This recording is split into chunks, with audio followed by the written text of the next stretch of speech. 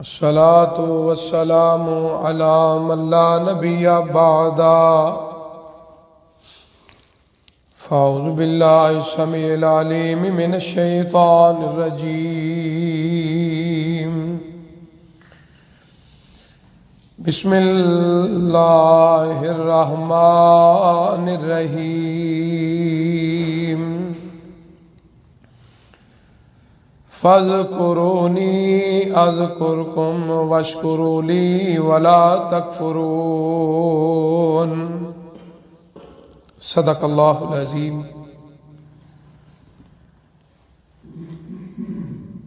مجھے یاد کرو میں تمہیں یاد کروں گا، میرے لیے شکر کرو نہ شکری نہ کرو۔ حضرات محترم، دوسرے عشرے کا دوسرا روزہ شروع ہو چکا ہے۔ رب العالمین ارحم الراحمین کے ہاں دعا ہے کہ اللہ تعالی ہماری سحری میں برکت اور روزے کی قبولیت عطا فرمائے۔ ایام معدودات، گنتی کے چند دن بڑی تیزی سے گزر رہے ہیں، لیکن اس کا فضل و کرم ہے کہ اس رب نے ہمیں توفیق عطا فرمائی۔ اس میں میرا اور آپ کا کوئی کمال نہیں، اس رب العالمین نے زندگی بھی عطا فرمائی اور یہ توفیق بھی، عبادت کی بھی توفیق عطا فرمائی۔ اس آیت میں رب العالمین نے ایک بہت ہی خوبصورت اعلان فرمایا ہے کہ مجھے یاد کرو میں تمہیں یاد کروں گا، تم لوگوں کے سامنے یاد کرو گے، میں نوری مخلوق فرشتوں کے سامنے تمہارا ذکر کروں گا۔ کتنا بڑا یہ بدلہ ہے، اللہ کی طرف سے انعام ہے کہ ہم لوگ جب اپنے رب کو یاد کرتے ہیں، ذکر کرتے ہیں تو رب خوش ہوتا ہے۔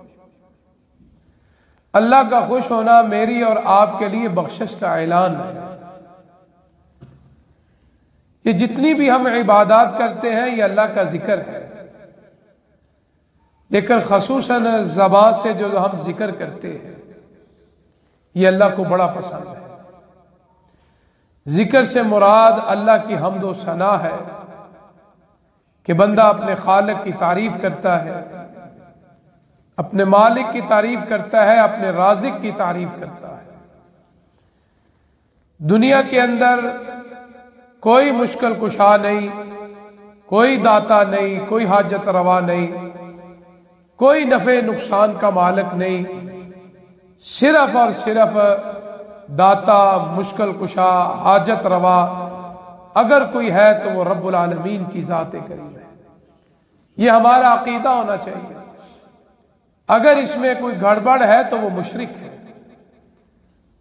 اس لیے اللہ نے فرمایا جو میرے بندے ذکر کرتے ہیں نا وہ پاک لوگ ہیں، اور پاک لوگوں کے لیے اللہ کا اعلان سن لو، پاک مردوں کے لیے پاک عورتیں ہیں اور پاک عورتوں کے لیے پاک مرد ہیں، گندی عورتوں کے لیے گندے خبیث مرد ہیں، خبیث مردوں کے لیے خبیث عورتیں ہیں۔ اب یہ اعلان کن کے لیے ہے؟ جو پاکیزہ لوگ ہیں، چاہے وہ مرد ہے چاہے وہ عورت ہے۔ ذکر کے اندر اللہ تعالیٰ نے بہت سی چیزیں رکھی ہیں۔ سب سے بڑا ذکر جو ہے یہ اللہ کی کلام قرآن مجید ہے۔ اِنَّا نَحْنُ نَزَّلْنَا الذِّكْرَ وَإِنَّا لَهُ لَحَافِظُونَ۔ میرے لیے اور آپ کے لیے دنیا میں بے شمار نعمتیں ہیں۔ میں اور آپ اگر شمار کرنا چاہیں نا، میری اور آپ کی زندگی کے سانس ختم ہو سکتے ہیں۔ اللہ کی نعمتوں کی جو تعداد ہے نہ شمار کر سکتے ہیں نہ ختم ہو سکتے ہیں۔ اسی لیے فرمایا الا بذکر اللہ تطمئن القلوب۔ دنیا کے اندر مکان، بیڈ، جتنی بھی سہولتیں ہیں، 5 سٹار ہیں، اب 7 سٹار بھی آ گیا ہے، لیکن یاد رکھو سکون جو ہے وہ صرف اور صرف اللہ کے ذکر میں ہے۔ آدمی اپنے خالق کو جب یاد کرتا ہے تو ہمارا جسم جو رب نے بنایا ہے نا، یہ چارجنگ اس کی شروع ہو جاتی ہے۔ ہمارے بڑے بزرگ، آپ کے بھی بزرگ، ان کے اندر یہ بہت بڑی عمدہ یہ خوبی تھی کہ وہ اللہ کا بہت ذکر کرتے تھے۔ ہم میں بہت کمی آ گئی ہے، ہم غافل ہیں، سست ہیں۔ ہمارے بڑے جو ہیں وہ اللہ کا ذکر اٹھتے بیٹھتے کرتے تھے، قرآن بہت زیادہ پڑھتے تھے، گھروں سے قرآن کی آواز آتی تھی۔ آج ہمارے گھروں میں اللہ کا ذکر آہستہ آہستہ ختم ہوتا جا رہا ہے۔ بڑے بڑے صحیفے پرانے بزرگوں کی، شاید کسی کے گھر میں وہ نشانیاں موجود ہوں کہ بڑے بڑے حروفوں والے تاج کمپنی کے قرآن مجید پڑھتے تھے، اور پھر بعض ایسے تھے کہ ان کو نظر بھی نہیں آتا تھا لیکن اس طرح انگلی رکھ کے پڑھتے تھے، اس سے جھک جھک کے پڑھتے تھے، اور آواز بلند ہوتی تھی، کروں سے اللہ کا ذکر بلند ہوتا تھا۔ ایک کمانے والا تھا تو سارے کھاتے تھے، اولاد بھی زیادہ تھی، لیکن اللہ کا فضل تھا۔ میں یہ سمجھتا ہوں یہ اللہ کے ذکر کی برکت ہے۔ آج سارے کماتے ہیں پھر بھی پریشان ہیں، پھر بھی تکلیفیں ہیں، پھر بھی مہنگائی کا رونا رونا ہے۔ اس کی وجہ کیا ہے کہ پہلے ایک کماتا تھا، سارے کھاتے تھے، اور گھر میں سکون تھا، خوشیاں تھی، ہنستے تھے، مسکراتے تھے، مل کے بیٹھتے تھے، سارے بہن بھائی خوش ہوتے تھے۔ آج وہ چیزیں کیوں ختم ہو گئی ہیں؟ ہم نے اللہ کا ذکر چھوڑ دیا ہے۔ اور بہترین ذکر جو ہے میں یہ سمجھتا ہوں یہ اللہ کی کلام قرآن مجید ہے۔ دوسرا درود پاک صلی اللہ علیہ وسلم ہے۔ آج مجھے یا آپ کو دوست کہتے ہیں کہ ہم بڑی دعائیں کرتے ہیں، ہماری دعائیں قبول نہیں ہوتی، تو آج میں آپ کو بتاتا ہوں کہ دعا کی قبولیت کی جو چابی ہے وہ اللہ کا ذکر ہے۔ جب ہم اللہ کا ذکر کرتے ہیں، رب راضی ہوتے ہیں، تو جو بھی مانگتے ہیں ہمارا رب ہمیں عطا فرماتا ہے۔ آج ذکر نہیں ہے، مانگ ہی مانگ ہے، دعائیں دعائیں ہیں، تو اللہ کہتا ہے جس رب نے تجھے اتنی نعمتیں دی ہیں کبھی اس کا تو نے ذکر تو کیا نہیں ہے، دعائیں مانگتا رہتا ہے۔ تو اللہ کے رسول صلی اللہ علیہ وسلم کے ایک صحابی تھے، وہ جب بھی دعا کے لیے ہاتھ اٹھاتے تو کہتے کہ میں زیادہ درود شریف آپ پہ پڑھتا ہوں۔ تو ایک دن میں نے اللہ کے رسول صلی اللہ علیہ وسلم سے سوال کیا کہ جب میں اس طرح اللہ کی بارگاہ میں ہاتھ اٹھاتا ہوں تو میرا دل کرتا ہے کہ میں درود شریف پڑھوں۔ تو اللہ کے رسول صلی اللہ علیہ وسلم نے فرمایا بہت زیادہ درود پڑھا کرو۔ حدیث میں آتا ہے 25%، 50%، 75%، یہاں تک فرمایا اس صحابی نے کہ میرا دل کرتا ہے میں درود ہی پڑھتا رہوں۔ تو کائنات کے امام کی بشارت سن لو، فرمایا میرے صحابی ہاتھ اٹھا کے تو صرف درود ہی پڑھتا رہو، اللہ تجھے بغیر مانگے تیری دعائیں قبول فرما لے۔ اللہ خالق کو تو پتہ ہے نا کہ میرے بندے کو کون سی چیز کی ضرورت ہے، اس سے جب مانگتا ہے تو وہ بھی جائز ہے۔ لیکن اس حدیث میں پتہ چلتا ہے کہ درود بھی بہت بڑا ذکر ہے، بلکہ میں تو اکثر کہتا ہوں قرآن و حدیث کے مطابق جس دعا میں ذکر نہیں، جس دعا میں درود نہیں، وہ دعا قبول نہیں ہوتی ہماری۔ وہ زمین و آسمان کے درمیان گھومتی رہتی ہے، قبولیت کی منزل کو نہیں پہنچتی جس کے ساتھ درود نہیں ہے۔ یہ جو ہم نماز پڑھتے ہیں، فرض ہے، نفل ہے، سنتیں ہیں، اشراق ہے، کوئی بھی نماز ہے، اگر اس میں درود پاک نہیں وہ نماز بھی اللہ کی بارگاہ میں قبول نہیں ہے۔ آج بعض دوست کہتے ہیں کہ اگر کوئی آدمی درود کے بغیر سلام پھیر دے اس کی نماز ہو جاتی ہے، میں یہ سمجھتا ہوں اس کی نماز نہیں ہوتی۔ جس طرح اذان مکمل نہیں ہوتی نا، اسی طرح نماز بھی مکمل نہیں ہوتی۔ بلکہ حدیث میں تو یہ بھی آتا ہے کہ پہلے تشہد میں بھی آپ درود ابراہیمی پڑھ سکتے ہیں، آخری تشہد میں تو ہم سب پڑھتے ہیں۔ اگر اللہ توفیق دے تو پہلے تشہد میں بھی درود شریف پڑھ لیا کرو، انشاءاللہ اس کا بڑا اجر ملے گا، کیونکہ درود کی بڑی برکتیں ہیں۔ ان اللہ و ملائکتہ یصلون علی النبی یا ایھا الذین آمنوا صلوا علیہ وسلموا تسلیما۔ اس لیے یہ ذکر کی بڑی برکتیں ہیں۔ ہمارے بڑوں کی جو خوبیاں تھی آج ہمارے اندر آنی چاہیے، سب سے زیادہ چلتے پھرتے۔ ہاں اب اس میں ایک اور بات بھی آ گئی، ذکر دل کا نام نہیں ہے، ذکر زبان سے۔ یہ جو بعض دوست کہتے ہیں کہ ہم باتیں کرتے جاتے ہیں ہمارا دل ذکر کرتا ہے، یہ غیر شرعی بات ہے، یہ فطرت کے خلاف ہے۔ آپ نماز پڑھتے ہیں، دل میں سارا سورۃ فاتحہ پڑھتے ہیں، قل هو اللہ پڑھتے ہیں، سبحان ربی الاعلیٰ پڑھتے ہیں، سبحان ربی العظیم پڑھتے ہیں، تحیات پڑھتے ہیں، اشہد ان لا الہ الا اللہ پڑھتے ہیں، درود شریف پڑھتے ہیں، دعائیں پڑھتے ہیں، وہ قبول نہیں۔ ذکر وہ ہے جو زبان سے کیا جائے۔ قرآن جو پڑھنا ہے زبان سے پڑھنا ہے، اور اس کی دلیل کیا ہے؟ اللہ کے رسول صلی اللہ علیہ وسلم فرمایا وہ آدمی بڑا خوش نصیب ہے جس کو رب العالمین نے 4 چیزیں عطا فرما دی۔ پہلی چیز لسان ذاکر یا قلب ذاکر نہیں کہا، یہ دلیل ہے بہت بڑی ان لوگوں کے لیے جو کہتے ہیں زبان سے ذکر کرنا نہیں چاہیے، دل سے ذکر کر، ہمارا دل ذکر کرتا ہے، یہ فطرت اور شریعت کے خلاف بات ہے۔ اللہ کے رسول صلی اللہ علیہ وسلم کیا فرما رہے ہیں؟ لسان ذاکر، یہ نہیں کہا قلب ذاکر، کیا کہا ہے؟ زبان، لسان کا معنی زبان ہے، دل نہیں ہے، قلب کا معنی دل ہے، اس لیے ذکر زبان سے ہے۔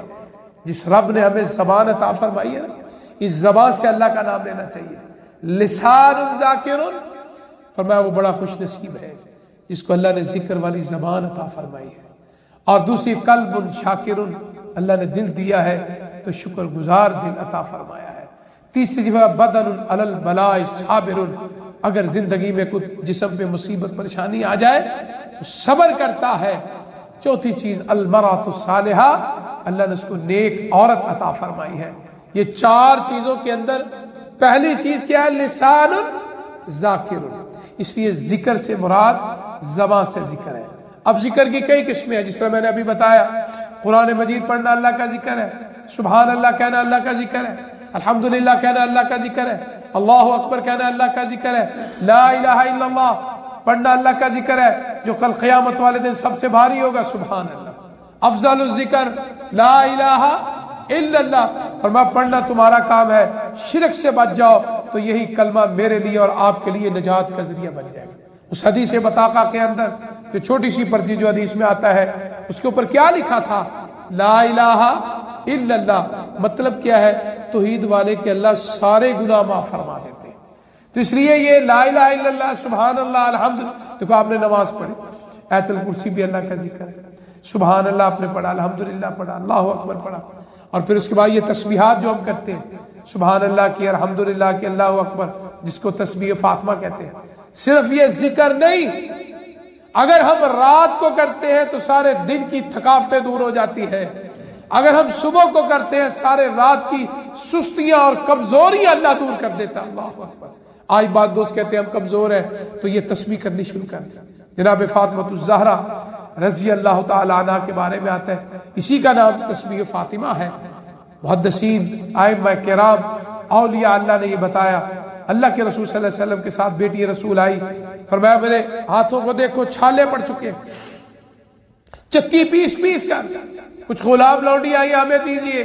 فرمایا ابھی مدینہ منورہ کی سرزمین میں مجھ سے زیادہ مستحق لوگ ہیں، آپ سے زیادہ مستحق لوگ ہیں، اس لیے آپ یہ کر لیا کریں، تسبیح کر لیا، 33 بار سبحان اللہ، 33 بار الحمدللہ، 34 بار اللہ اکبر۔ بیٹی فاطمہ پڑھ لیا کر، اللہ تعالیٰ تیری سارے دن کی تھکاوٹیں تکلیفیں دور فرما دے۔ اس لیے ذکر میں بڑی برکت ہے۔ ہم میں جو کمی ہے، چلتے پھرتے اٹھتے بیٹھتے صرف توجہ کی ضرورت ہے۔ سبحان اللہ و بحمدہ، سبحان اللہ العظیم، کتنا بڑا ذکر ہے۔ اللہ کو یہ 2 کلمے بڑے پیارے ہیں، زبان پہ بڑے ہلکے ہیں، قیامت والے دن میزان پہ ترازو میں بڑے بھاری ہیں۔ سبحان اللہ و بحمدہ، سبحان اللہ العظیم۔ استغفر اللہ کا وظیفہ کیا کرو، بہت بڑا جملہ ہے۔ وہم یستغفرون، فرمایا جب تک آپ کی امت استغفار کرتی رہے گی اللہ کا عذاب نہیں آئے گا۔ تو اس لیے اللہ کا یہ وعدہ ہے جس کا پہلے فذکرونی اذکرکم، فذکرونی اذکرکم، مجھے یاد کرو میں تمہیں یاد کروں گا۔ اللہ کے رسول صلی اللہ علیہ وسلم مسجد نبوی میں تشریف لائے، کچھ لوگ ذکر کر رہے تھے، کچھ صحابہ بیٹھ کے قرآن و حدیث سمجھ رہے، تو آپ نے کیا فرمایا تھا؟